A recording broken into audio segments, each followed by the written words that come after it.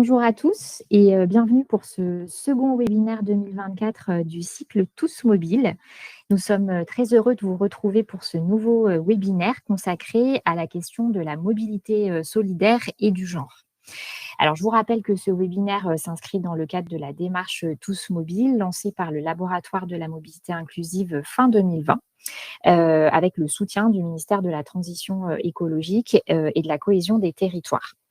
Nous avons choisi d'aborder aujourd'hui pour ce 15e webinaire un sujet de société, celui de la mobilité des femmes. Alors un sujet qui a beaucoup et régulièrement été abordé, encore récemment, dans des publications ou dans des événements, et que nous avons déjà abordé dans le cadre des webinaires Tous mobiles, mais associés à d'autres problématiques comme celle de la mobilité dans les quartiers prioritaires de la ville.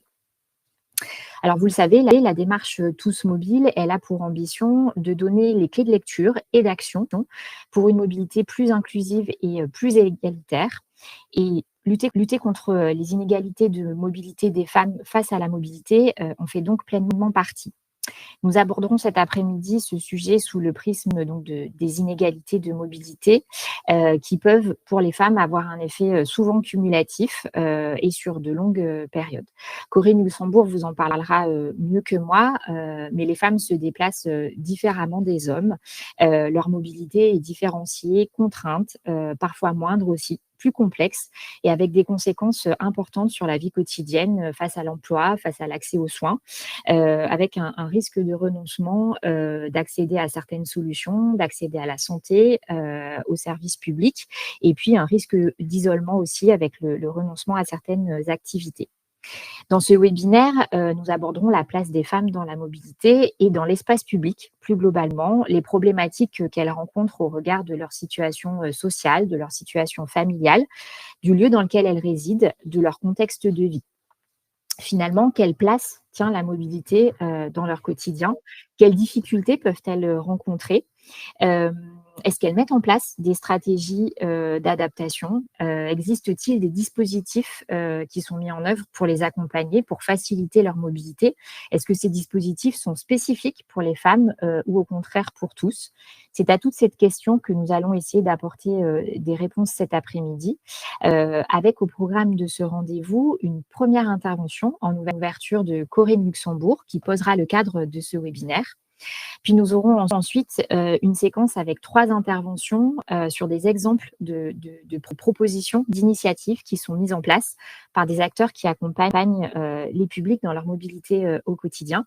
Une intervention d'Olivier Etouati pour démarrer, d'IFER, qui nous parlera notamment des actions mises en place pour les familles monoparentales. Nous aurons ensuite une intervention de Bérangère Subtil de la FUB qui nous détaillera les actions qui sont mises en place pour favoriser et développer l'usage du vélo par les femmes. Et enfin, Marie-Soleil Gagné du Québec de la structure Accès Transport Viable nous partagera son retour d'expérience. Comme tous nos webinaires, je vous rappelle que vous pourrez le retrouver en replay à l'issue de cette séquence. Et puis, n'hésitez pas à poser toutes vos questions par écrit dans le chat. Nous aurons plusieurs temps d'échange, comme vous le voyez à l'écran, à l'issue des interventions. Pierre Taillant se chargera de les synthétiser et de les relayer. Sans plus attendre, je vous propose de démarrer avec Corinne Luxembourg, qui est professeure des universités en géographie et en aménagement à l'université Sorbonne Paris-Nord. Corinne, vous avez travaillé sur plusieurs projets sur le genre et la mobilité dans différents contextes. Vous allez nous rappeler les points essentiels pour comprendre la mobilité des femmes, leur rapport à la mobilité aux différents modes, leur vie dans l'espace public et les difficultés qu'elles peuvent rencontrer. Je vous laisse la parole. Merci beaucoup et merci de cette invitation. Effectivement, alors je vais peut-être pas donner un cadre parce que ça serait bien ambitieux, mais en tout cas donner quelques bases sur ce dont on décide de discuter aujourd'hui. Donc d'abord, la question, elle est celle de se déplacer et celle de se déplacer qui est, comme vous venez très bien de le dire, c'est d'abord des inégalités. Et donc, ça va comme ça dire un certain nombre de choses sur le fait que l'espace public n'est pas si facilement abordable ni facilement accessible selon que l'on est un homme et une femme, et ça n'est évidemment pas la même chose. Donc, si on peut passer à la diapo qui suit, on voit, donc ça c'est une citation de Marion Paolietti, Léa Mosconi et Yves Rébeau donc dans une revue que vous pouvez retrouver en ligne, Travail, genre et société, qui dit bien en fait que la question de l'espace public, c'est un endroit dans lequel on va retrouver ces inégalités de genre entre ce qui est masculin et ce qui est féminin, c'est-à-dire pas nécessairement que entre hommes et femmes, mais bien entre l'expression des masculinités et l'expression des féminités. Et donc, on va se rendre compte dans ces expressions-là que la façon de gérer l'espace, la façon de pratiquer l'espace est évidemment différente. Ça va se pratiquer aussi de façon, on va dire, rythmée selon les rythmes quotidiens, selon les rythmes saisonniers, etc. Et donc, on va se rendre compte que la question de la gestion du temps, et ça, on peut le voir sur la diapo qui suit, la diapo suivante, s'il vous plaît. Merci. On va voir que la gestion du temps et la façon de se déplacer, elle est aussi intimement liée.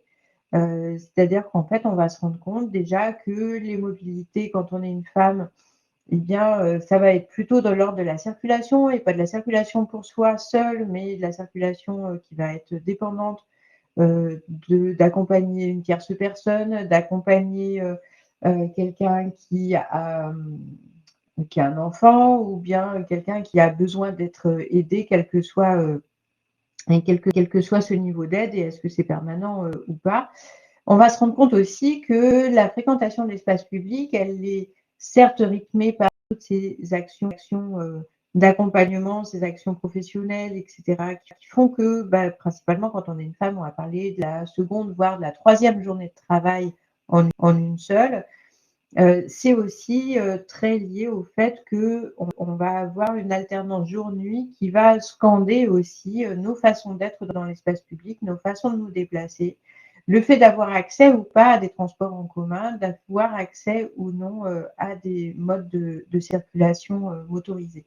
Pour regarder ça, je vous ai mis dans la diapo suivante les chaînes de déplacement, juste pour qu'on ait comme ça un petit regard.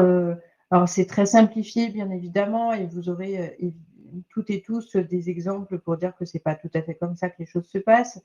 Mais c'est juste voilà, pour qu'on puisse comprendre qu'en réalité, si on regarde le premier schéma que vous avez, ici, on est sur un déplacement qu'on va dire assez classique finalement d'une personne, homme ou femme, plutôt célibataire, en tout cas qui n'est pas en charge d'une personne supplémentaire et qui va avoir des déplacements, domicile, travail, que ce soit du travail rémunéré ou pas, et commerce, c'est-à-dire de faire les courses et puis de participer au ravitaillement du domicile.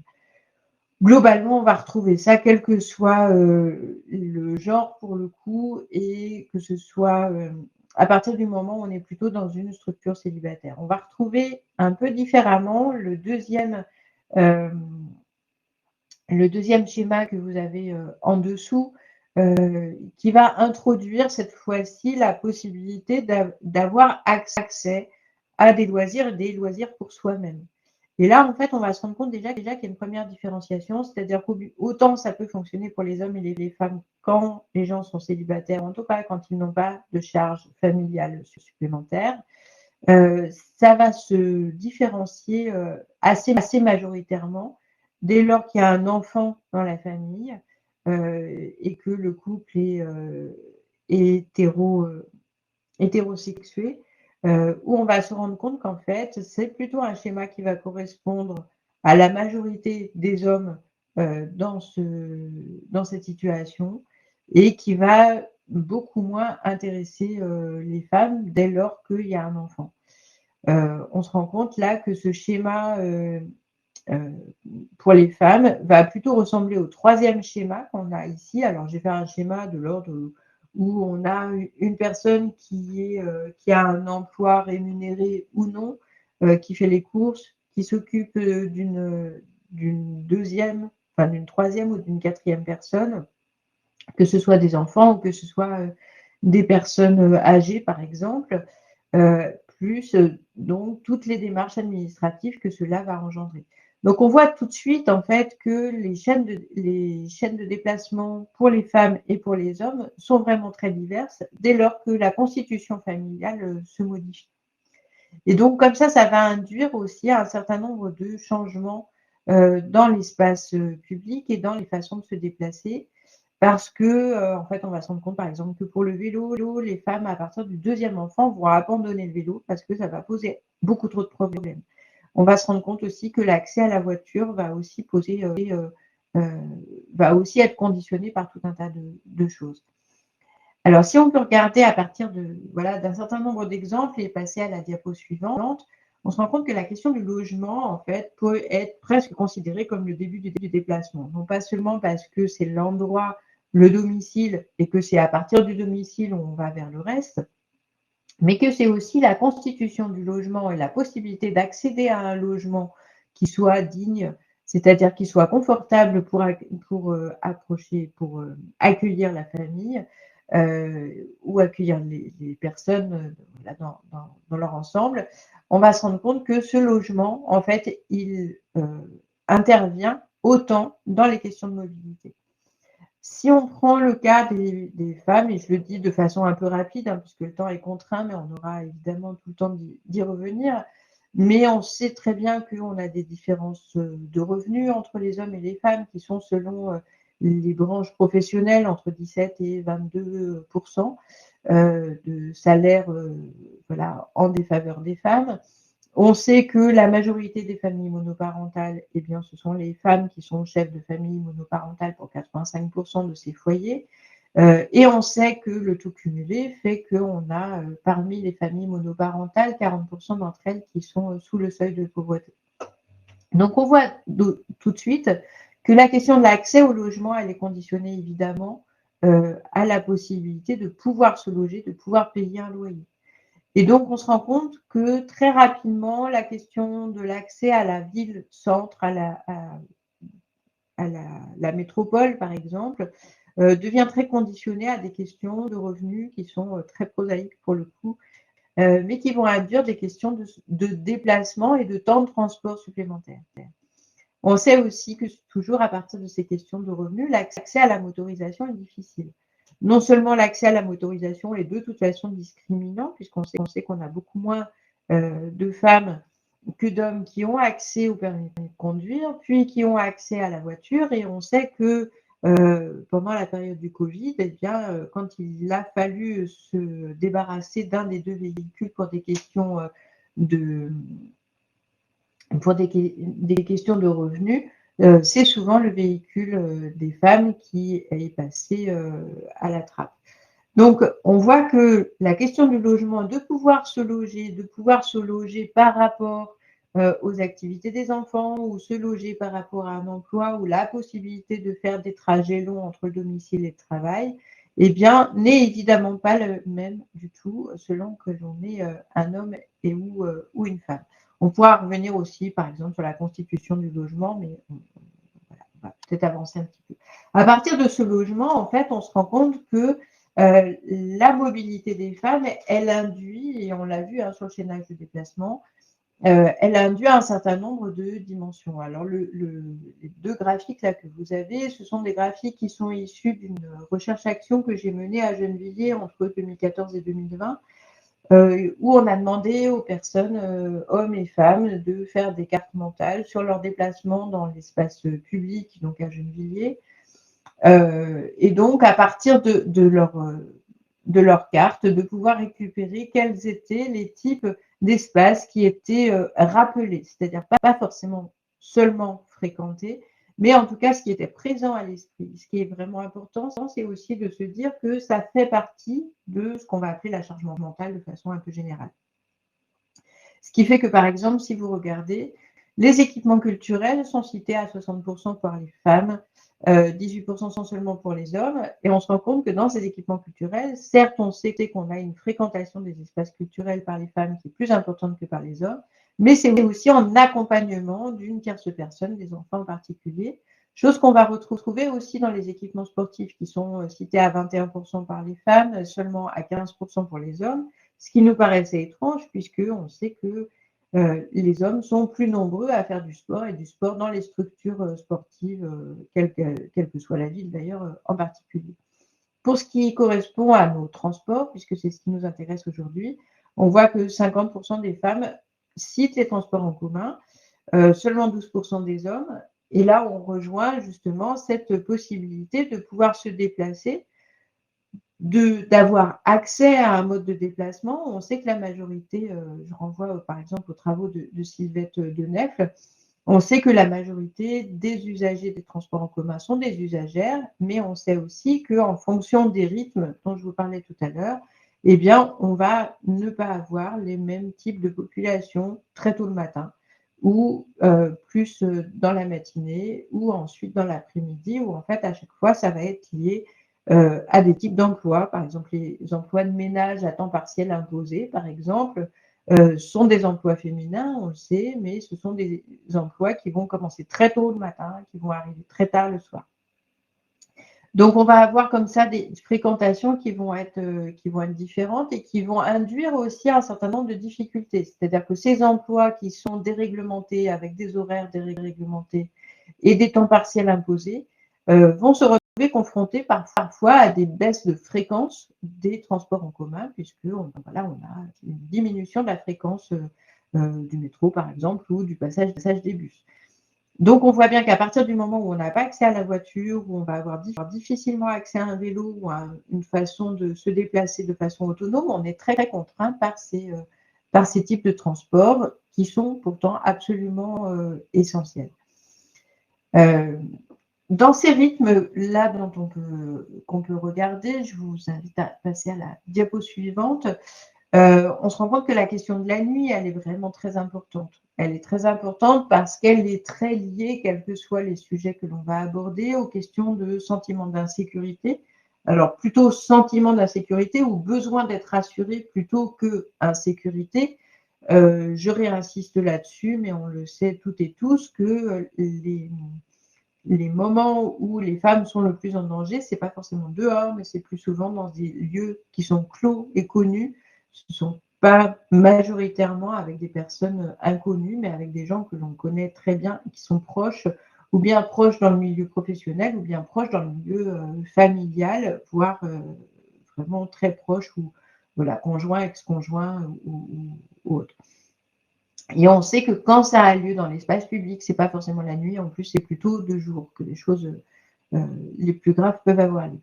Néanmoins, ce sentiment d'insécurité, il est très présent et cette peur, elle est présente et participe aussi d'une violence sur le corps des femmes.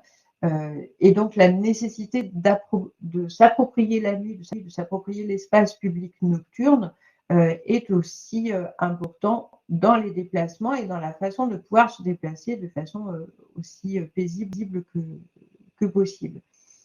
Si on peut passer à la diapo ensuite, on voit que ce rapport à la nuit, par exemple, il va accentuer les inégalités. Je vous ai dit tout à l'heure, les femmes, lorsqu'elles ont le deuxième enfant, vont abandonner très facilement le vélo. Alors déjà, elles sont minoritaires parmi les cyclistes. On compte, voilà, un peu à la louche, mais 2 tiers d'hommes cyclistes pour 1 tiers de femmes cyclistes, que l'abandon du vélo se fait très rapidement au deuxième enfant. On sait aussi que la nuit est un moment qui est difficile pour pouvoir se déplacer et se déplacer à vélo notamment. On sait que des femmes qui ont déjà un petit peu de difficulté à prendre le vélo en journée vont l'abandonner en partie la nuit. Pour autant, quand on travaille avec des femmes qui ont un peu l'habitude de faire du vélo, elles montrent à quel point faire du vélo la nuit est une sécurité supplémentaire, c'est-à-dire de ne pas être contrainte à l'attente d'un bus qui peut tarder parfois ou qui peut être un peu désert et donc créer ce sentiment justement d'insécurité ou de ne pas être totalement en confiance, pas être totalement rassurée. Et donc, ces femmes qui sont cyclistes et qui ont cette habitude-là disent à quel point cette possibilité est un sentiment de liberté et de gagner du temps et donc d'avoir du temps pour soi.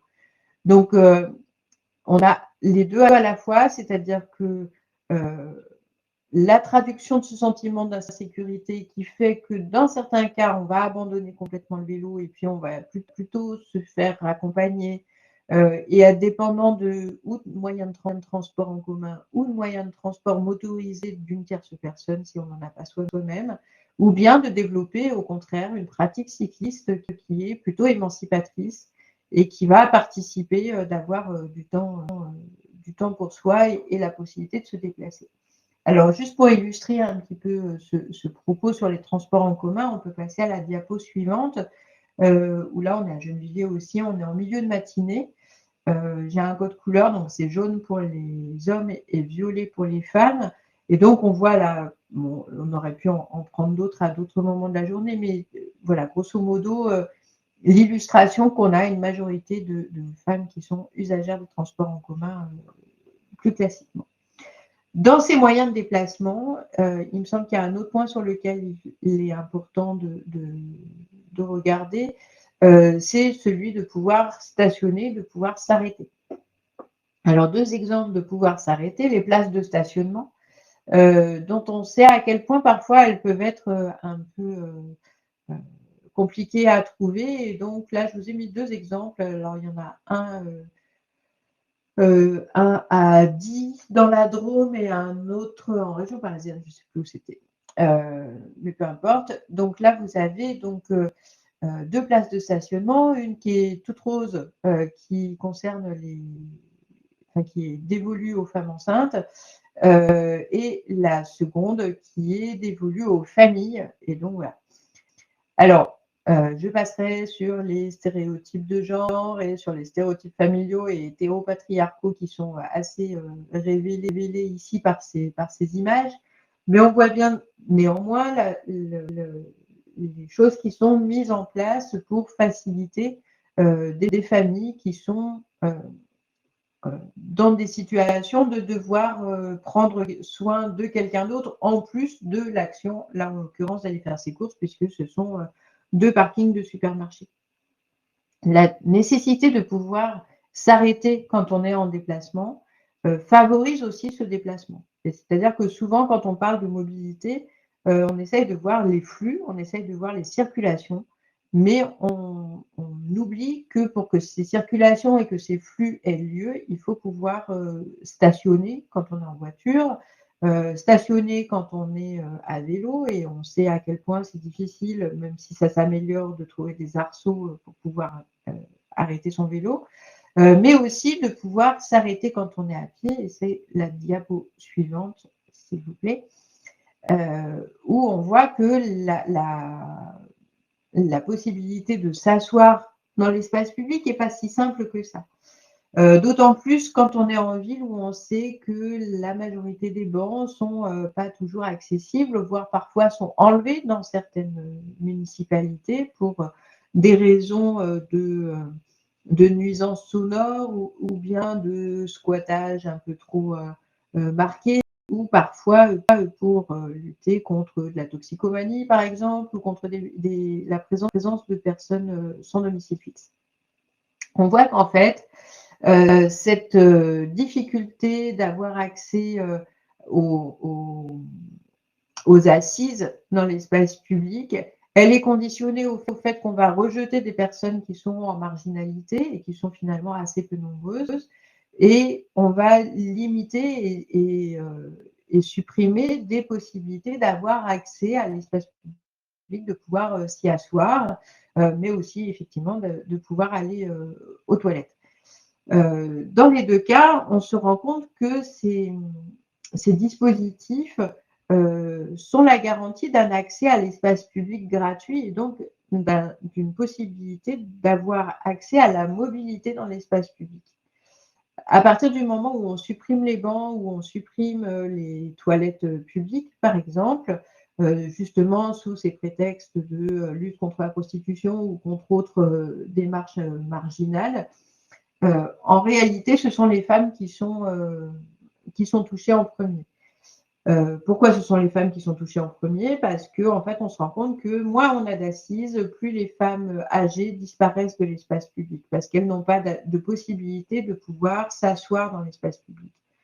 Et la même chose pour les toilettes, puisqu'on sait que quand on est enceinte, on a la nécessité d'aller un peu plus souvent dans les toilettes publiques, que même si on n'est pas enceinte, la possibilité de pouvoir se changer quand on a nos règles dans des conditions qui soient dignes de ça nécessite aussi d'avoir accès à des toilettes qui soient propres et que la possibilité aussi, quand on vieillit, d'avoir accès à des toilettes publiques est aussi une nécessité.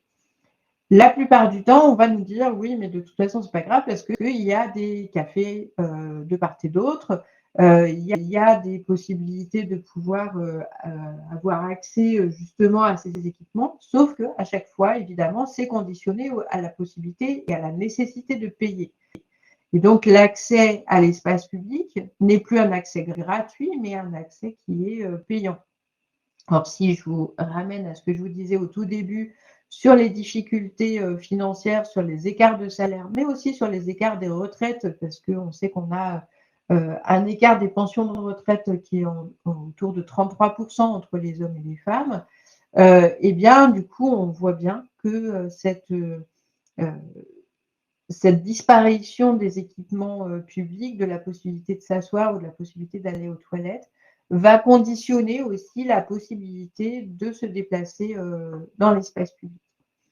Donc voilà quelques éléments comme ça. Et puis pour finir un peu cette première approche, je vous ai mis une carte ici. Donc c'est une toute petite ville dans la Drôme, histoire de changer un peu de Gennevilliers et de la région parisienne. Sur la question de la répartition des voies en fonction des noms des rues nommées d'après des personnes, où là, c'est toujours le même code couleur. Hein. Vous avez en jaune les rues qui sont nommées selon des hommes, et puis en violet ou bleu, les lieux et les rues qui sont nommées d'après des femmes. Et on voit bien cette grosse différence qui fait aussi que la circulation dans l'espace public, elle fait qu'on va regarder ce qui se passe autour, qu'à partir du moment où on commence à nommer certaines rues d'après des femmes, la plupart du temps, ces rues se retrouvent dans des lotissements en périphérie, et c'est-à-dire pas les rues dans lesquelles on va circuler le plus. Et donc, malgré tout, même en voulant faire beaucoup d'efforts, on va se rendre compte que cette périphérisation des noms de rues, des rues qui sont nommées d'après des femmes, va renforcer en fait une périphérisation des femmes tout court dans l'espace public.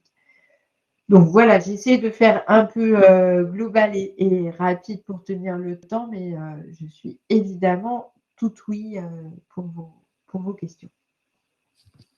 Merci beaucoup, Corinne. Donc, effectivement, on voit, il y a un certain nombre de contraintes, de difficultés, que ce soit dans l'espace public, dans l'accès aux différents modes, dans la vie quotidienne des femmes, qui font que la mobilité peut être complexe, compliquée. Et comme je le disais en introduction, quand tous ces facteurs-là se cumulent, ajouter à ça des difficultés de revenus, des inégalités de revenus, une localisation plus ou moins excentrée, l'effet peut être une mobilité vraiment très, très compliquée, voire pas de mobilité ou presque pas de mobilité.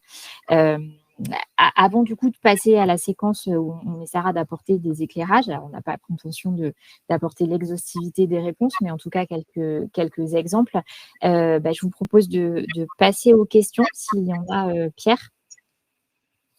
Oui, bonjour à tous. Une question sur le sujet des arrêts à la demande.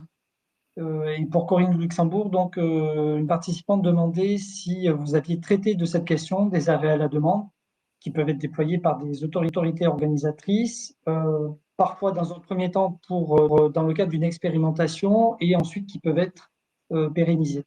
Est-ce que vous avez un retour à nous faire sur ce sujet? Alors non, je n'ai pas travaillé sur ces questions-là. Déjà parce que ça n'existe pas sur les terrains sur lesquels j'ai pu travailler, que ce soit dans les quelques communes en région parisienne ou même en Ardèche ou dans la Drôme, où j'ai pu aussi travailler et vous présenter donc ces choses-là. Donc non, en fait, je peux pas vous en parler. Voilà. Je peux imaginer des choses, mais ce ne sera que de la fiction. Merci. Pas d'autres questions à ce stade? Ouais, je peux peut-être apporter quelques éléments de réponse. Alors, c'est un dispositif qui se développe, hein, qui a été testé il y a plusieurs années déjà, je crois, la première fois sur le réseau de Nantes. Donc, l'idée, effectivement, des arrêts à la demande, c'est de pouvoir permettre à partir d'une certaine heure, donc on va dire quand la nuit commence à tomber, donc peut-être 20h ou 19h en hiver, 21h en été, mais en tout cas, quand la nuit commence à tomber, de pouvoir permettre alors aux femmes, mais plus largement à toute personne qui pourrait le demander, de descendre entre deux arrêts. Donc ça, normalement, c'est désormais possible, ce qui ne veut pas dire que toutes les collectivités, donc tous les réseaux de transport le mettent en place. Il faut quand même que ça soit prévu et organisé. Et évidemment, les bus et les cars ne peuvent pas s'arrêter n'importe où. Il faut que ça se fasse quand même dans des conditions de sécurité suffisantes, parce qu'il est question de répondre à une question de sentiment d'insécurité, mais il faut que la sécurité routière soit garantie. Et effectivement, ça fait partie des mesures qui peuvent faciliter la mobilité des femmes à certains moments de la journée. Pas la seule, évidemment, mais en tout cas, ça peut participer à faciliter la mobilité en transport en commun. Peut-être une autre question, rapidement. Est-ce qu'on a des résultats qui montrent l'impact entre les noms de rue féminins et la sensibilité des femmes au fait qu'il y ait des noms de rue féminins? Est-ce que c'est un point que vous aviez analysé? Alors, sur la sensibilité des femmes, spécifiquement, pas forcément, mais en tout cas, ce dont on est sûr, c'est que le fait d'avoir des femmes qui soient présentes dans l'espace public et qui soient, voilà, qui aient une puissance évocatrice, ça joue aussi, peut-être pas forcément sur les femmes, mais en tout cas sur les femmes en devenir, c'est-à-dire sur les jeunes femmes et les filles qui vont à l'école et qui donc du coup n'ont pas que des modèles masculins. Donc, de ce côté-là, ça a effectivement une incidence. Très bien, merci.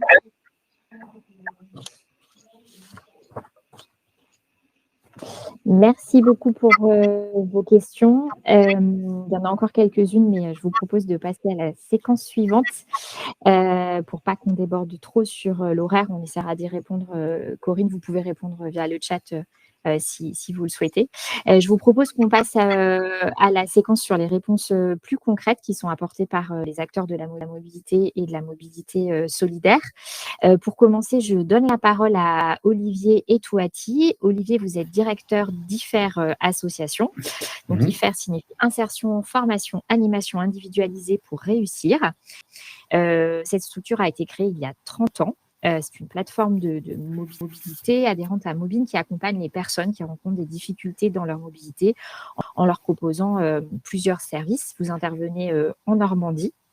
Je vous laisse nous présenter votre structure et nous dire quelles sont les actions que vous avez développées en particulier pour les femmes, notamment concernant les familles monoparentales, constatant qu'elles utilisaient plus ou moins certaines des solutions qui leur étaient proposées. C'est ça. Bonjour à tous.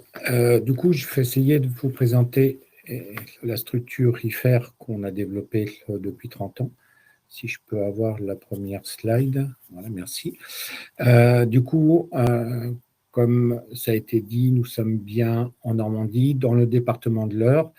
Notre territoire d'intervention est composé principalement de 2 EPCI, à peu près de 100 000 habitants chacun, avec 2 caractéristiques un petit peu différentes. Une, Évreux, qui est plutôt une ville assez importante, et puis un ensemble, je crois qu'il y a plus de 60 communes qui sont attachées, alors que sur l'agglomération de Seine-Eure, on est plutôt sur deux petites villes avec un ensemble très important de petits villages qui sont attachés. Donc, à la fois, ça veut dire que ça se traduit par des publics qui sont à la fois urbains, périurbains et rural aussi. Pour ça, on a développé sur chaque lieu une plateforme de mobilité solidaire avec des locaux qui nous permettent de travailler correctement sur les 2 espaces. Ce qui est à préciser, c'est qu'on est bien sur un dispositif sur prescription sociale, c'est-à-dire que les personnes sont principalement adressées par les structures qui accompagnent des publics en difficulté, et on verra après qu'elles sont de plusieurs types. Donc, l'objectif, c'est bien l'aide à la mobilité des publics en difficulté, et depuis le départ, puisqu'on est organisme de formation et qu'on travaille depuis 1994 sur cette thématique-là. Au départ, sur trois actions principales: un atelier de roue, de la location à l'époque de cyclomoteurs et des formations dédiées à la mobilité. On peut passer peut-être, j'essaie de faire assez vite pour pas trop perdre de temps, pour qu'on puisse échanger après. Donc IFER, c'est tous les chiffres que vous voyez là, c'est sur les données 2023 qui ont été collectées. Donc IFER se décline, comme beaucoup de plateformes de mobilité solidaire du réseau, autour de deux axes: le savoir bouger et le pouvoir bouger, avec un fil conducteur qui est bien entre les deux, qui est le parcours mobilité du bénéficiaire. C'est-à-dire que c'est bien le bénéficiaire qui est au centre de tout ça, d'où le volet inclusif de nos structures. 874 personnes ont été accompagnées en 2023 avec quelques particularités. On a retrouvé, ça c'est des chiffres qui sont à peu près constants d'une année sur l'autre, les publics QPV représentent une bonne vingtaine de pourcents. On a un âge moyen qui se situe autour de 40-44 ans, et les bénéficiaires du RSA sont aussi autour de 20%. En termes de mixité, sur l'ensemble des actions, on retrouve un public féminin à hauteur de 46%, mais on va voir que sur certaines actions, il y a des grosses disparités entre les hommes et les femmes. Et ensuite, sur le volume d'activité, ces personnes-là nous sont adressées à 40% pour le transport à la demande, à 15% sur les mises à disposition de deux roues, sur les actions de formation autour de 20%, et il nous reste à peu près 25% autour du garage social 2 et 4 roues que l'on développe. Si on rentre un petit peu plus dans le détail, non, je n'ai pas tout à fait fini, si on peut revenir, merci. Sur le savoir bouger, on a trois actions principales qui sont la formation. Donc, quand on parle de formation, on va cibler deux types de publics cibles. Tout d'abord, les publics en difficulté, mais aussi les prescripteurs et les techniciens de la mobilité. Donc, ensuite, on va trouver tout ce qui est accompagnement individuel, donc autour des diagnostics mobilité et des accueils physiques que l'on peut faire sur les demandes. Et ensuite, on va retrouver la vélo-école. Il devrait y avoir une quatrième strophe qui est une auto-école sociale qu'on avait jusqu'à 2023 et qu'on a dû fermer faute de financement, mais qui devrait renaître de ses centres, un de ces quatre. Sur le pouvoir bouger, trois groupes. Le premier qui concerne tout ce qui est garage social 2 et 4 roues. Donc 2 et 4 roues, ça veut dire qu'il y a un atelier de roues sur chaque territoire, sur chaque plateforme, et un atelier 4 roues qui, lui, qui n'est que basé que sur Louviers, et donc qui ne rayonne que sur l'agglomération Seine-Nord. Les mises à disposition de deux roues qui sont là sur les deux territoires et qui sont à la fois sur du motorisé et à la fois sur du VAE. Et ensuite, le transport à la demande pour finir, qui est un dispositif qui prend beaucoup d'importance sur notre territoire puisqu'il est encadré par 3 chauffeurs et qui représente plus de 40% de l'activité de la structure.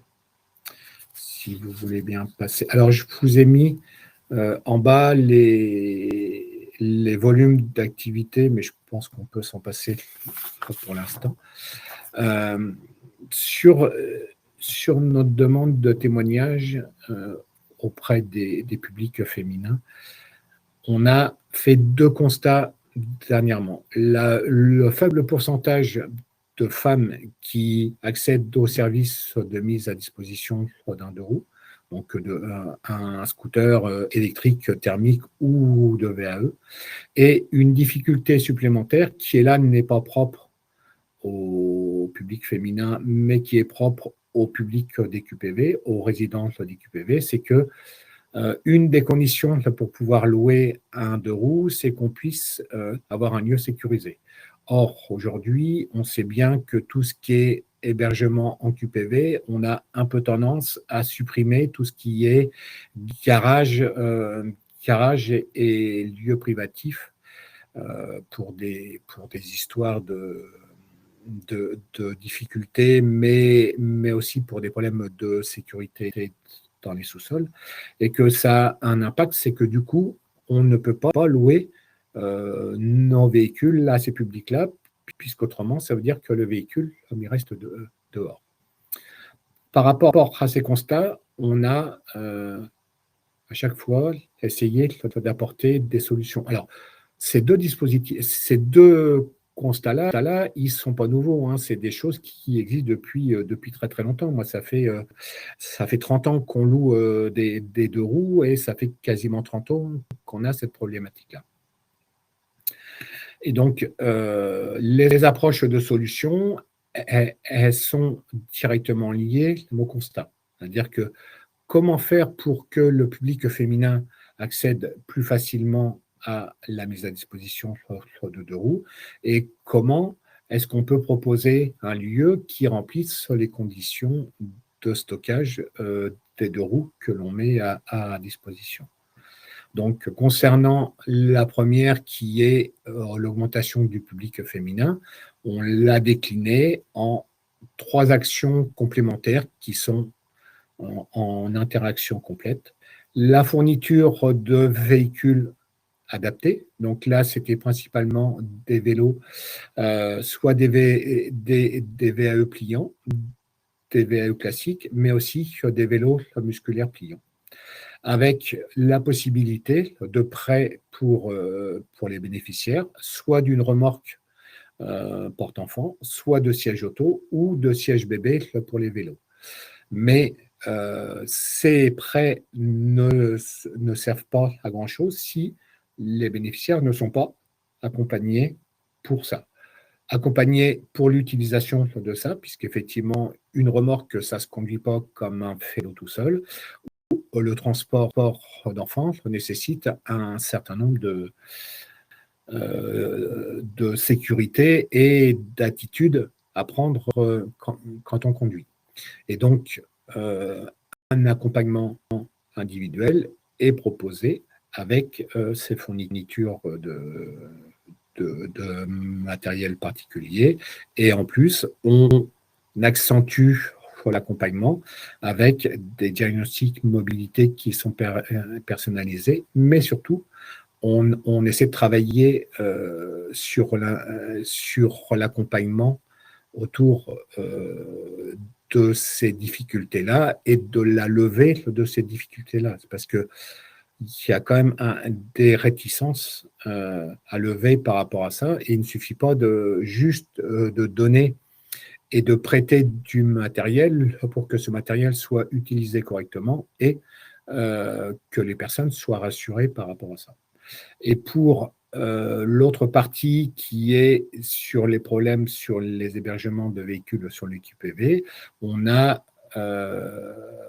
monté un dispositif qui s'appelle Movebox, et en partenariat avec la ville, donc là c'est la ville de Val-de-Reuil, un bailleur social, on a mis en place un lieu sécurisé dont IFER gère l'accès sous forme de badge et qu'on prête gracieusement aux bénéficiaires qui viennent louer un engin. Je vous ai mis en dessous un petit peu les sources de financement, parce que souvent c'est une problématique. Les idées, on les a souvent. Là où c'est plus compliqué, c'est de trouver les financements. Alors, il y a trois sur notre action. Donc, on a trois sources de financement. Une source de financement de droit commun qui est l'agglomération Seineur, puisqu'elle finance le dispositif global de mise à disposition de véhicules. Le plan pauvreté qui est venu abonder sur cette action-là spécifiquement, et les dispositifs de politique de la ville qui nous accompagnent aussi sur la prise en charge de ces publics QPV. Et enfin, sur le volet garage sécurisé, il y a la politique de la ville et il y a la TFPB. Donc la TFPB, c'est la taxe foncière pour les P, je ne me souviens plus, B c'est bâti. Et du coup, c'est une taxe dont peut être exonérés les bailleurs sociaux qui financent des actions sociales sur les QPV. Voilà, ça c'est un petit peu pour la présentation de ces actions-là. Ces actions-là, alors pour être pratique, la mise à disposition de matériel et de véhicules particuliers, ça date de fin 2022, alors que l'expérimentation des garages solidaires et sécurisée date du début d'année, fin d'année 2023. Donc, pas forcément beaucoup de recul par rapport à ça. Par contre, toutefois, sur la première action, sur les résultats, qu'est-ce qu'on peut dire? C'est qu'on a quand même, sur les mises à disposition de deux roues, notamment sur le volet parc de VAE, on est passé de 31% de public féminin à 45% en 2023 et qu'on a augmenté aussi le nombre de participants. Donc le ratio homme-femme a changé, mais le volume de public féminin a aussi augmenté puisque c'est principalement des femmes qui ont pu bénéficier de ces mises à disposition-là. Ces mises à disposition-là, sur un an d'expérience, représentent à peu près 800 journées de mise à disposition et d'utilisation du matériel. Un autre résultat positif, c'est le renforcement de l'accompagnement individuel et de la prise en compte de la difficulté, c'est-à-dire qu'on a quand même un certain nombre de publics féminins qui s'interdisaient. On le voyait bien sur l'intervention précédente où, au bout du deuxième enfant, les femmes arrêtent de faire du vélo. Alors que là, avec la fourniture de matériel et l'accompagnement, on a eu des mères de famille qui sont revenues sur ce mode de déplacement parce que du coup, ils pouvaient emmener les enfants à l'école avec ce matériel-là, laisser les enfants à l'école et poursuivre avec le véhicule pour aller au travail ou en formation. Et je suis désolée. Allez. Je suis trop bavard. Je sais que je suis trop bavard. J'avais juste un point et après j'arrête. C'est sur l'hybridation des solutions. On s'est aperçu aussi que toucher le public féminin, notamment par rapport à ça, nous oblige à avoir une hybridation en interne aussi, c'est-à-dire qu'il faut des fois mixer du service de transport à la demande avec de la mise à disposition ou du vélo avec du transport en commun et qu'il n'y a pas qu'une seule solution qui existe dans ce registre-là et que c'est bien un ensemble qui fait la plus-value du dispositif. Et j'ai fini. Très bien. Merci beaucoup, Olivier. Il y a pas mal de questions. Certaines d'entre elles, vous y avez déjà répondu. On va faire un regroupement de questions à l'issue des 3 interventions. Je vous propose de continuer sur le sujet du vélo avec l'intervention de Bérangère Subtil de la FUB, Fédération des usagères et des usagers de la bicyclette. Bérangère, vous avez beaucoup travaillé la question des inégalités de genre. Vous êtes en charge du plaidoyer mobilité solidaire à la FUB et vous allez notamment nous expliquer, alors en complémentarité avec ce dont vient d'évoquer Olivier, essentiellement des solutions concrètes. Il a aussi parlé d'accompagnement. En tout cas, vous allez nous détailler les actions que la FUB met en place pour faciliter, développer la pratique du vélo par les femmes, une approche nécessairement systémique et globale qui va bien au-delà de la seule mise à disposition de solutions ou d'ateliers de remise en selle. Merci beaucoup. Bonjour à toutes et tous. D'abord, la FUB, c'est donc la Fédération française des usagers et usagères de la bicyclette. C'est une grosse fédération qui a été créée dans les années 80, au départ de quelques associations de vélo qui souhaitaient se réunir. Et aujourd'hui, c'est un peu plus de 500 associations vélo. Et c'est aussi devenu le principal acteur citoyen de la promotion du vélo comme mode de transport. Donc, c'est aussi dans ce cadre que je refais un petit contexte vélo général, même si on a déjà pu évoquer un peu ce sujet précédemment. Il faut savoir qu'il y a un potentiel vélo qui est très important en France, sachant que les déplacements de 1 à 10 km représentent plus d'un trajet sur 2, aussi bien dans les villes que dans les territoires ruraux. Également que 60% des Français et Françaises habitent à moins de 20 minutes à vélo d'une gare ferroviaire. En revanche, on voit qu'on a un retard qui est encore substantiel face à nos homologues nordiques, par exemple. Il y a une augmentation de la pratique en France, certes, mais on était à 4% de la part modale vélo en 2019. Et aujourd'hui, ça a un peu augmenté, mais on est encore très, très loin des 28% de part modale qu'on peut connaître aux Pays-Bas. Donc, on a encore beaucoup de possibilités devant nous. Et en revanche, on assiste à des disparités très fortes dans la pratique. Déjà, on a 2 fois moins de personnes qui se mettent au vélo au niveau des QPV par rapport à hors QPV, un accès qui est moindre, mais aussi et surtout, donc je reviens sur le chiffre qui a été présenté par Corinne Luxembourg auparavant, mais seulement 35% des cyclistes du quotidien sont des femmes. Et c'est un chiffre qui a d'ailleurs été réaffirmé dans la dernière étude que vous avez peut-être entendue de l'Institut Paris Région, qui fait état que seulement 31% des cyclistes franciliens et franciliennes sont des femmes. Donc, pourquoi on a ce différentiel et ces inégalités? Il y a pas mal de choses qui vont se regrouper avec ce qu'a dit Corinne, mais il y a aussi des spécificités dues à la pratique du vélo. Donc, il y a 4 choses. La première, c'est le rapport différencié au risque. Un rapport différencié par rapport à la socialisation dès l'enfance et donc un besoin et une sensibilité plus importante pour d'avoir des aménagements qui soient sécurisés, qui soient continus, de ne pas forcément partager la voie avec des voitures ou alors avec une baisse de la vitesse. Donc ça, c'est une première chose très importante. Il y a les trajets plus complexes, donc je ne reviens pas dessus, Corinne Luxembourg a déjà évoqué ces sujets, mais c'est quelque chose de structurant pour le vélo parce que quand on fait encore 2/3 des tâches domestiques, etc., ça veut dire qu'on va aussi davantage avoir des trajets complexes, mais aussi porter des charges lourdes qui nécessitent d'avoir des vélos adaptés.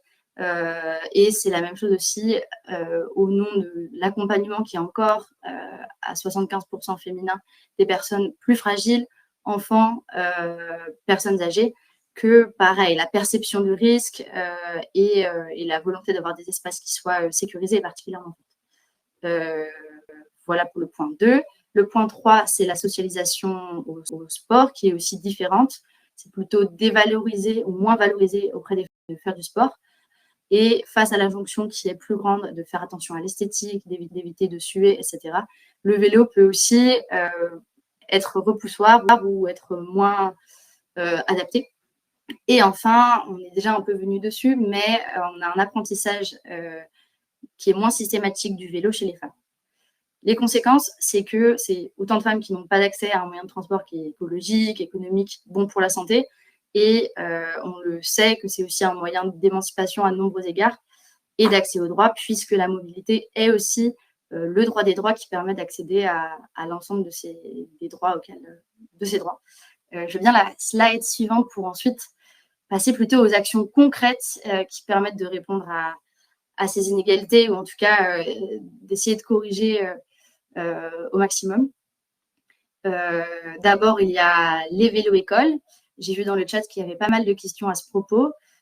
Au sein de la FUB, on a un petit peu plus de 200 vélos-écoles un peu partout en France. Et c'est un chiffre qui est en constante augmentation. Une vélo-école, c'est à peu près comme une auto-école. Seulement, on y apprend à se mettre en selle et aussi à se remettre en selle, ce qui est aussi un gros sujet. Et on a des publics qui sont à plus de 90% féminins, de personnes qui sont principalement précarisées et principalement racisées. Et on sait que c'est un moyen, on a énormément de témoignages de comment ça peut être un moyen aussi émancipateur, de se redonner confiance, d'apprendre ensemble, de se sentir capable d'eux. Et dans ce cadre-là, on a un témoignage de Béatrice. C'est une personne qui était apprenante en chômage longue durée, qui venait d'intégrer une structure d'insertion. Et elle nous a dit, après avoir réussi à apprendre à faire du vélo, moi maintenant au travail, j'ose faire de nouvelles choses, demander de nouvelles choses, car je me rends compte que je sais faire plein de choses. Et voilà, on a vraiment beaucoup de témoignages de comment ça peut apporter un peu de la confiance à ces personnes. C'est aussi permettre concrètement d'accéder à de nouveaux espaces, de pouvoir se balader avec sa famille et de ne pas rester seule à la maison quand les autres sortent, ce qui est la réalité de beaucoup de femmes. C'est aussi un espace d'entraide avec une forte sororité, puisqu'il y a énormément de femmes.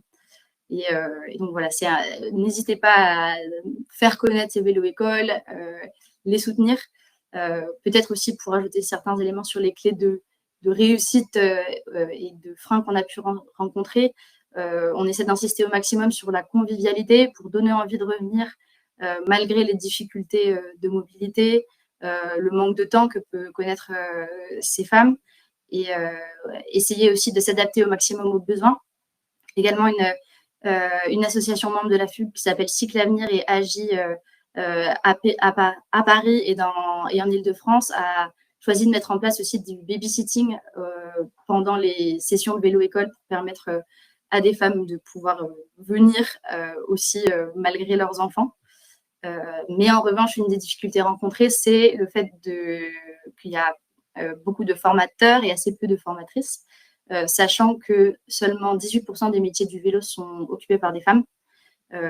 Et donc, on aimerait pouvoir faire en sorte qu'il y ait davantage de femmes pour aussi que les apprenantes puissent prendre confiance, se dire qu'elles peuvent être elles-mêmes formatrices et puissent aussi s'impliquer davantage dans les structures associatives. Un clin d'œil aussi à la structure Les Roues Libres qui travaille sur le développement et l'accès au métier du vélo aux femmes. Donc voilà pour la partie vélo-école. Également, les ateliers d'autoréparation. Il y a un peu plus de 500 ateliers d'autoréparation en France. Vous pourrez trouver une carte exhaustive sur le site de notre fédération partenaire, le recyclage, voilà, je vous enverrai les liens juste après. Mais donc, ces ateliers d'autoréparation, ce sont des espaces qui ont pour objectif de développer la vélonomie. La vélonomie, c'est le fait d'être autonome dans l'entretien et la réparation mécanique de son moyen de transport et de pouvoir se déplacer librement. Et malheureusement, face à la mécanique, on a des inégalités qui sont très fortes, dues aussi à la socialisation, au fait qu'on apprend beaucoup moins aux filles à apprendre à réparer des choses qu'aux garçons, et que ça se ressent dans ces espaces où les femmes se sentent moins légitimes. Et aussi, on a appris il y a aussi beaucoup d'attitudes sexistes ou paternalistes dans ces ateliers où les hommes vont plus facilement prendre les outils des mains des femmes ou pas forcément les laisser faire par elles-mêmes ou apprendre. Et c'est pourquoi un certain nombre de ces ateliers ont développé des ateliers en mixité choisie.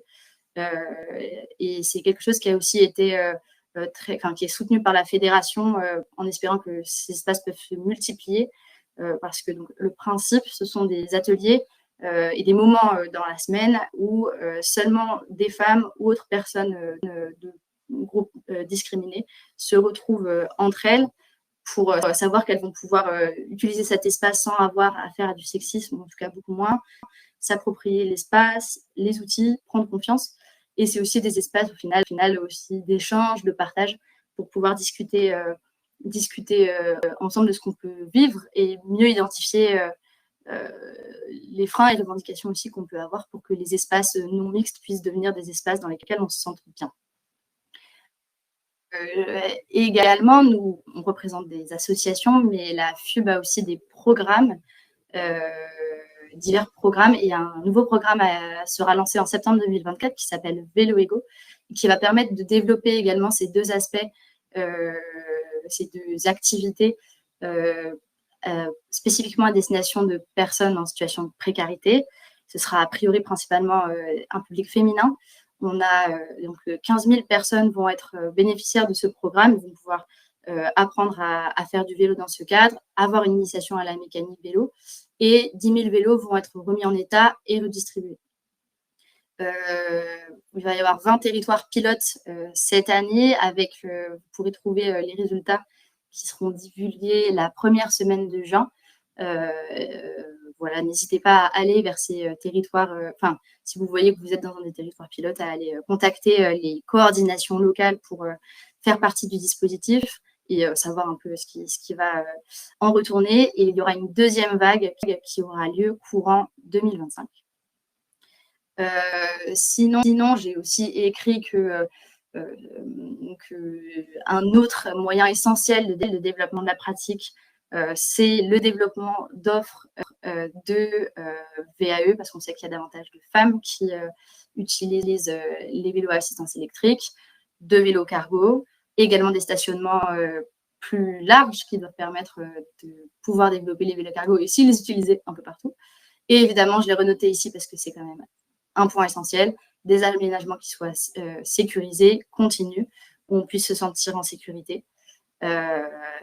Et plus largement, juste se rappeler que ces éléments-là, ils sont connexes avec tous les moyens d'agir sur les inégalités de genre, puisque on souhaite aussi un partage des tâches domestiques, de l'accompagnement, et c'est aussi faire en sorte qu'il y ait une parité dans les structures qui décident et faire en sorte que les voix des femmes, dans leur pluralité, puissent autant être entendues que celles des hommes dans la construction et l'aménagement de notre espace public à toutes et tous.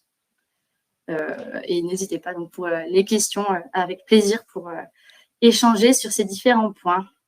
Il y en a déjà quelques-unes. Merci Bérangère. Donc, je ne vous avais pas menti, on est vraiment sur une approche globale et systémique avec cette idée au centre de développer l'autonomie à vélo pour les femmes et le lien avec la possibilité de se réapproprier l'espace public et l'émancipation qu'évoquait aussi Corinne Luxembourg en ouverture.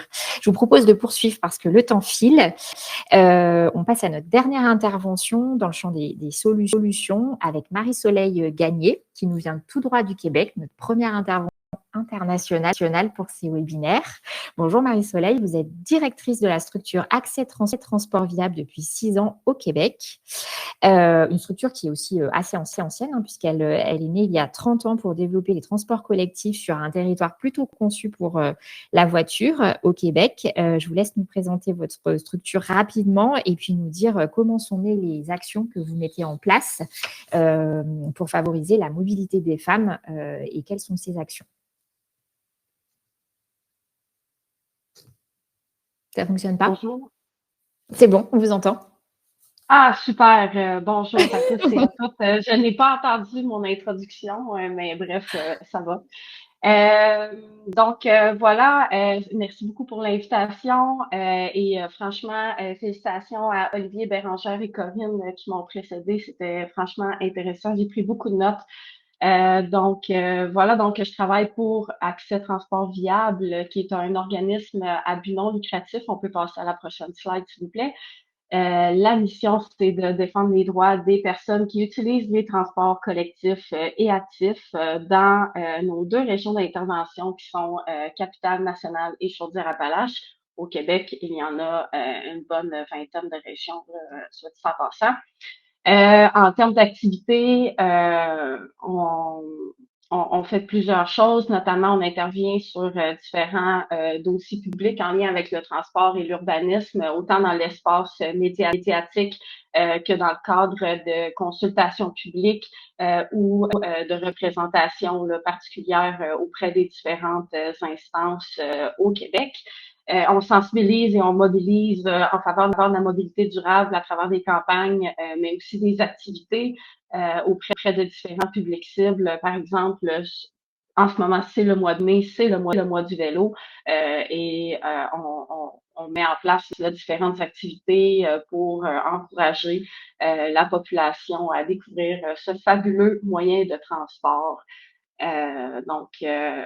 Voilà. Et aujourd'hui, je viens vraiment vous discuter d'un projet qu'on a chez Accès Transport Viable qui touche particulièrement le sujet d'aujourd'hui. Donc, depuis 2019, nous opérationnalisons un projet qui s'appelle Femmes et Mobilité. Nous avons par ailleurs réalisé une plateforme web qui s'appelle Femmes et Mobilité, femmes au pluriel, .org, si vous souhaitez aller visiter notre site. Donc, c'est un projet qui a été, qui est un peu, comme je pourrais dire, le résultat d'une convergence de lutte, à savoir que le regroupement des groupes de femmes de la capitale nationale, qui est un regroupement qui est féministe, a fait paraître en 2019 un état des lieux sur la mobilité des femmes et plus particulièrement sur les femmes en situation de pauvreté à Québec. Et ce rapport rendait visible des inégalités de genre en matière de mobilité, en matière de droit à la ville, qui n'étaient pas nécessairement documentées à Québec, au Québec. Donc, c'est vraiment là, sous l'impulsion de ce groupe-là, de cette analyse-là, que le projet s'est créé. Donc, c'est vraiment une convergence entre des groupes féministes, un groupe qui travaille vraiment sur la mobilité, sur l'environnement, Accès Transport Viable, et on s'est adjoint aussi un groupe, le Comité pour un transport abordable et accessible à Québec, qui travaillait, qui était vraiment un groupe de personnes en situation de pauvreté qui travaille spécifiquement sur la question de l'abordabilité des transports, plus particulièrement des transports collectifs. C'est un projet qui est par et pour et là-dessus, je veux vraiment insister, c'est vraiment un élément qui était fondamental pour nous. Le par et pour, c'est une approche qui est reconnue dans le milieu du travail social au Québec. C'est une approche participative qui vise à mettre au cœur finalement de l'intervention les personnes qui sont concernées par le projet. Donc, nous, depuis le tout début de ce projet-là, nous avons un comité d'expertes de vécu, donc des personnes, des femmes qui, pour différentes raisons, vivent des enjeux de mobilité.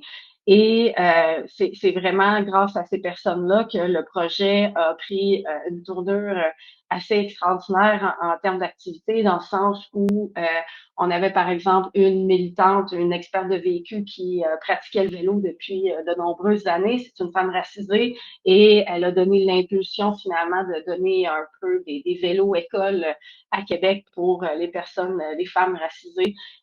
Une autre nous a amené sur le champ des personnes les plus vulnérables, les plus précarisées à Québec. On est allé à la rencontre de certains groupes, plus particulièrement des travailleuses du sexe, pour se rendre compte que l'enjeu de sécurité à Québec, même si on a tendance à penser qu'au Québec, c'est très sécuritaire, mais il y a des enjeux de harcèlement de rue à Québec, au Québec, en Amérique du Nord en général.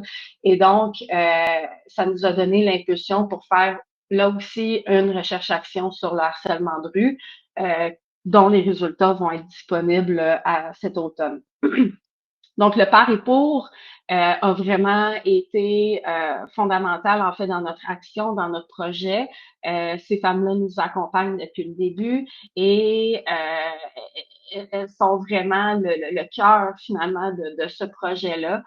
Bien entendu, on a des aménagistes, on a des urbanistes pour nous accompagner d'un point de vue scientifique, mais l'expérience de vécu, pour nous, est fondamentale et aussi permettre à ces femmes-là de participer démocratiquement aux consultations publiques, de faciliter leur participation. Pour nous, ça a vraiment été un gain en termes de posture.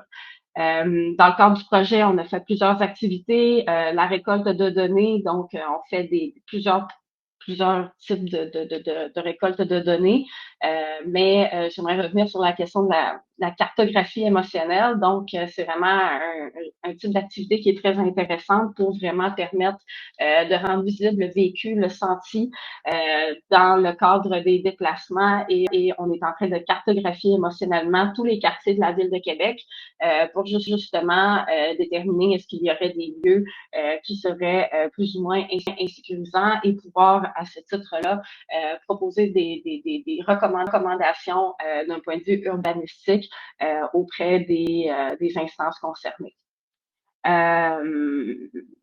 Donc, voilà. Et puis, une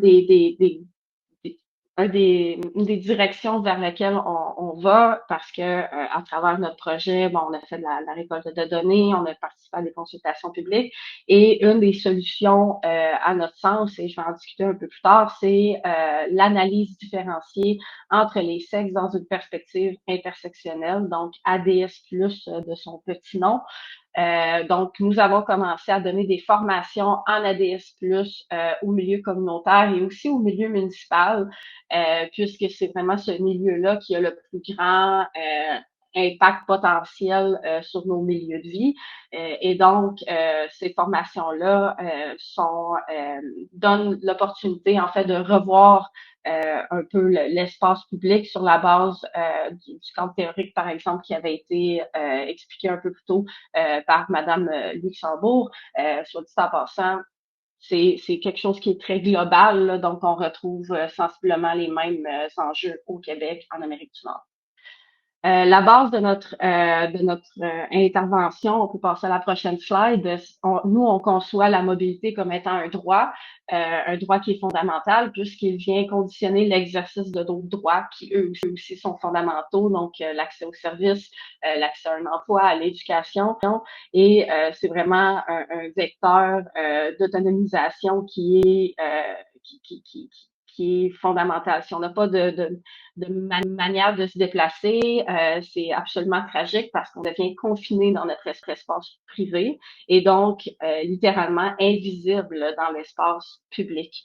Et donc, c'est là où, lorsque nous n'avons pas d'option de transport qui soit disponible, qui soit à notre disposition, c'est là que ça peut devenir dangereux et qu'on peut être confronté à de l'exclusion sociale. On peut passer à la prochaine.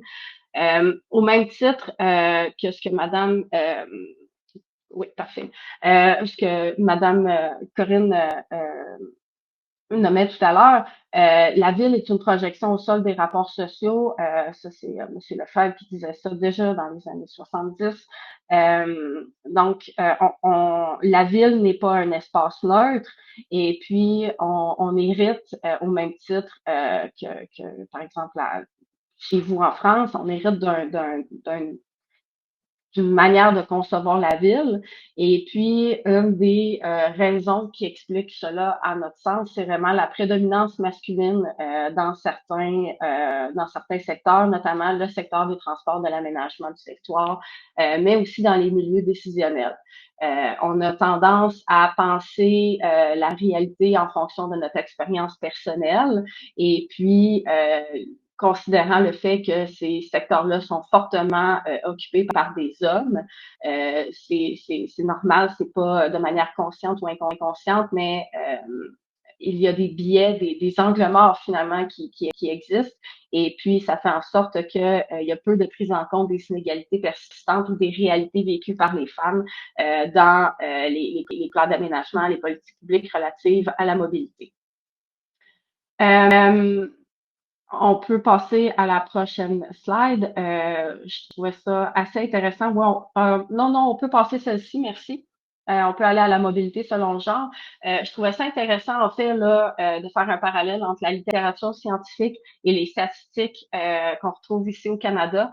C'est assez similaire là, à ce qu'on retrouve chez vous en France. 58% des personnes qui utilisent les transports collectifs sont des femmes et 34% des cyclistes sont des femmes au Canada. Donc, on a clairement des habitudes de déplacement qui sont différentes entre les femmes et les hommes et entre toutes les femmes aussi, bien entendu. De là, la question de l'importance de l'intersectionnalité. À Québec, à Montréal, 60% des femmes ont déclaré avoir peur de se promener le soir. Et puis, nécessairement, ça vient impacter les habitudes de déplacement à partir du moment où on a un sentiment d'insécurité. Puis, je pense que ça a quand même bien été là, présenté tout à l'heure. Ça peut avoir des grands impacts sur nos habitudes de mobilité. Notamment sur la pratique du vélo. On peut passer à la prochaine slide. Le vélo au Québec, les femmes représentent à peine 34% des cyclistes. À Québec, dans la capitale nationale, elles ne sont que 29. Pourquoi? Je pense que les conférencières précédentes nous l'ont bien présenté, Bérangère en particulier, mais les femmes et d'autres catégories de personnes ont des exigences de sécurité qui sont plus élevées, ce qui fait en sorte que lorsqu'on n'a pas d'infrastructures cyclables qui répondent aux besoins de sécurité des personnes qui ont les exigences les plus élevées, bien, on vient en fait restreindre l'accès à certains modes de transport. D'autres raisons le viennent expliquer, bien entendu, le fait que au Québec, à Québec, les femmes pratiquent moins le vélo. Et puis, il est arrivé quelque chose d'extraordinaire, en fait, dans la dernière année. On peut passer à la prochaine slide. La Ville de Québec s'est mis en action pour mettre en place un réseau cyclable qui soit bien séparé de la circulation, bien éclairé, déneigé, bien maillé, avec vraiment là, bien dédié, bien séparé de la chaussée. Bien maintenant, 44% des cyclistes sont des femmes sur la piste cyclable du chemin Sainte-Foy. Donc, c'est la première piste cyclable avec des standards là, de sécurité qui sont plus élevés. Donc, on se rend compte que lorsqu'il y a une action en matière d'aménagement, en matière d'urbanisme qui vise à répondre aux besoins de tous et de toutes, eh bien, ben, les usagers, les usagères sont au rendez-vous. Donc, on se rend compte que des actions urbanistiques, des interventions sur l'urbanisme, sur la manière que les villes sont conçues, eh bien, ça peut vraiment avoir un impact très important sur les habitudes de déplacement des personnes. J'arrive donc à la solution en fait qu'on préconise chez Accès Transport Viable, donc l'analyse différenciée entre les sexes dans une perspective intersectionnelle. C'est une approche qui n'est pas une recette magique, soit dit en passant. Je sais que nous aimerions avoir ces fabuleuses recettes magiques, mais ça n'existe pas encore. Donc c'est un processus, c'est un réflexe à adopter pour vraiment évaluer des projets, des politiques publiques pour vraiment rendre visibles les préjudices potentiels qui peuvent être causés à certaines catégories de personnes. C'est vraiment très inconfortable parfois à mettre en place, étant donné que c'est vraiment une paire de lunettes qui nous encourage à revoir en fait les paradigmes. Et j'aimerais vous amener à la prochaine slide, vraiment pour cette première étape en fait de l'analyse différenciée. L'étape préliminaire est, à mon sens, une étape qui est fondamentale et je vais un peu boucler la boucle finalement là, avec le par et pour. C'est vraiment l'auto-réflexion sur la culture de l'organisme, l'entreprise, l'individu. Comme je le disais tout à l'heure, on a tendance à travailler en fonction de nos expériences, en fonction de notre réalité qui nous est propre. Et c'est très important, en fait, de commencer par cet exercice d'auto-réflexion, à savoir quels sont mes privilèges, quelles sont les oppressions que je vis. Je vais prendre mon exemple. Moi, je suis Marie-Soleil, je suis une femme blanche, je suis scolarisée, je n'ai pas d'handicap visible. Et donc, lorsque vient le temps, par exemple, de faire un projet avec des membres des Premières Nations, par exemple, au Québec, eh bien, ne provenant pas de ces groupes-là, je ne peux pas bien comprendre et bien appréhender, en fait, les réalités vécues par ces groupes-là. Et donc, il est de ma responsabilité, dans un certain sens, de mettre en place des mesures pour bien comprendre. Et à ce niveau-là, bien, on voit les prochaines étapes, en fait, là, de la DS+, donc de comprendre le contexte, de faire des portraits, de vraiment s'assurer, en fait, qu'on va chercher des données qui sont désagrégées en fonction du sexe, mais pas uniquement en fonction du sexe, en fonction de d'autres formes d'oppression, en fonction de d'autres formes de facteurs socio-identitaires, pour s'assurer que qu'on a un portrait qui soit véritablement global et que nos actions soient les plus répondre aux besoins spécifiques du plus grand nombre de personnes. Et pour terminer, l'ADS+, ça donne quoi? Ben écoutez, ça donne une rue piétonne investie par tous, partout à Vienne. Donc, il peut vraiment y avoir des impacts urbanistiques importants et aussi des politiques de déneigement inclusives, comme ce qu'on peut retrouver à Stockholm. Donc, voilà, j'ai été très, très, très rapidement. J'espère que vous avez bien compris mon accent. Donc, voilà. Très bien. Merci beaucoup, Marie-Soleil. C'était très clair et pas de difficulté de compréhension. On a pas mal de questions. Pierre a la lourde charge de synthétiser les questions sur les 3 interventions qui précèdent. Je te laisse. Oui, je ne sais pas si vous m'entendez bien. Très Oui, bien. parce que j'avais des petits soucis de son. Alors, on revient à pas mal de questions, effectivement, pour l'ensemble de nos intervenants. Alors, je reviens sur les questions pour Olivier Toiti de l'association IFER. Une première question peut-être sur un participant qui voudrait en savoir un petit peu plus sur la coordination des actions entre les plateformes et les actions qui peuvent être mises en place par les 2 AOM en matière de mobilité solidaire. Alors, toutes nos actions, elles sont toujours complémentaires du droit commun. C'est-à-dire que si je prends l'exemple de Seine-Aglo, on a un dispositif de transport à la demande. Le dispositif CEMO, qui est l'AOM local, a aussi du transport à la demande, mais pas sur les mêmes fonctions. C'est-à-dire que le dispositif CEMO va être du transport à la demande de personnes qui résident sur les communes avoisinantes et qui vont ramener les publics vers les centres-bourgs pour l'accès au transport en commun. Nous, notre dispositif, il est axé sur l'insertion professionnelle et il est, c'est-à-dire qu'on peut aller sur un lieu de rendez-vous pour prendre une personne en charge et l'emmener au travail, quelle que soit son adresse de destination. Donc, on est à entre 50 et 70% en dehors de l'agglomération sur ça. Donc, c'est vraiment une notion de complémentarité. Et si la demande qui nous est faite de transport ou de location peut se faire sur du droit commun, on refusera et on accompagnera la personne vers le droit commun pour ça.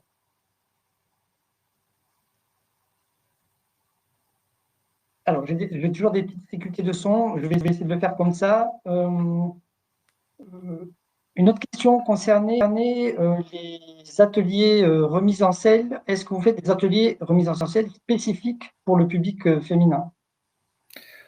Alors, on en fait, mais pas que. C'est-à-dire qu'on le fait sur certaines actions à la demande. C'est-à-dire que des fois, on nous demande pour cette typologie de public de monter quelque chose. Mais on peut le faire à la demande, mais ce n'est pas une généralité en fait. Mais c'est une possibilité.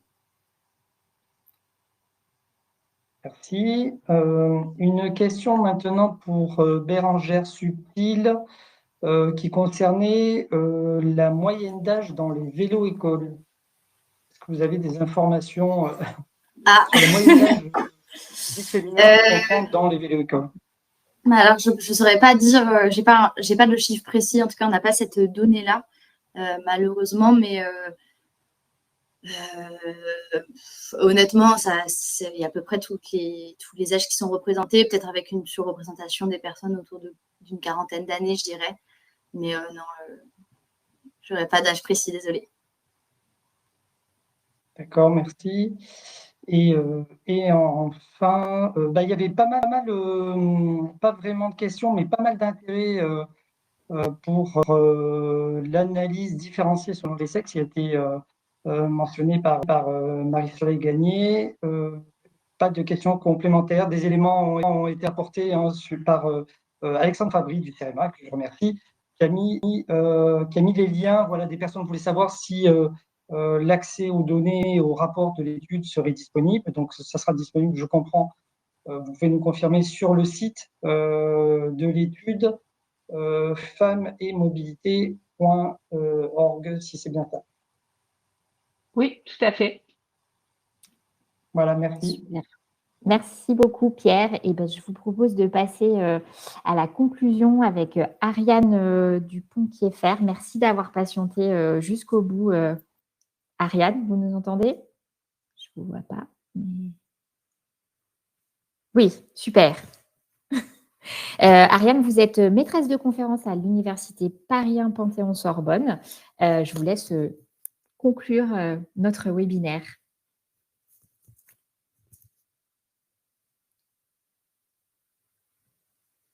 On ne vous entend pas, Anne. Ah. Allô? Voilà. Oui. Mon micro avait été coupé par l'animateur. Je vous remercie beaucoup pour cette séance qui a été très riche et qui a permis différents points de vue qui convergent. Le premier point et le premier constat qu'on peut retirer de ces différentes interventions, à la fois de la recherche et de l'opérationnel, c'est l'importance du diagnostic et de pouvoir mélanger les outils de diagnostic à partir de ce qui pourra être observé, la réalité des femmes, mais comme aussi le disait Marie-Soleil, faire attention aux biais quand on est soi-même d'une catégorie, on n'y pense pas. Donc, on a aussi parlé des marches exploratoires. Donc, premier point, c'est de comprendre dans ces outils de diagnostic quelle est la mobilité des femmes par rapport à ces déplacements enchaînés, les contraintes familiales, mais aussi des normes sociales sur l'autonomisation, comme elle a été montré et rappelé, mais c'est les travaux de Marie-Axelle Granier montrent qu'on élève nos petites filles différemment de nos garçons sur la prise de route, sur la prise de risque, sur la capacité à aller sur des territoires inconnus sans avoir pas peur ou pas, sur notre rapport aux objets techniques. Est-ce que une fille peut réparer toute seule ou pas un vélo, peut utiliser des outils numériques ou pas pour son autonomie et choisir. Donc ça, c'est un des points. On voit bien qu'il faut mélanger donc des outils. La cartographie émotionnelle a été mentionnée et aussi comprendre ce qui est du fait de notre société sur nos normes sociales. Comment est vu, alors on voit que c'est accepté doucement dans nos pays, mais pas dans tous les pays, qu'une femme fasse du vélo. Sachant aussi que, comme l'a montré la thèse de David Saya, sur le territoire de Strasbourg, il montrait qu'il y avait une pratique du vélo chez les enfants qui était plutôt égalitaire et bien partagée et que c'était les mères qui disaient à leurs filles, à partir de l'âge de 17 ans, de ne plus utiliser le vélo pour se déplacer. Donc on voit bien qu'il y a un problème plus large, mais aussi sur qu'est-ce qu'une femme dans un espace, réinterroger les codes de la masculinité et de la féminité dans l'espace. Donc on a entendu toutes ces questions. Et donc, savoir comment les normes sociales vont jouer sur les choix de mobilité et la possibilité d'être dans un espace ou d'utiliser tel ou tel mode. On a parlé du vélo, mais est-ce qu'une femme à moto est bien acceptée ou pas?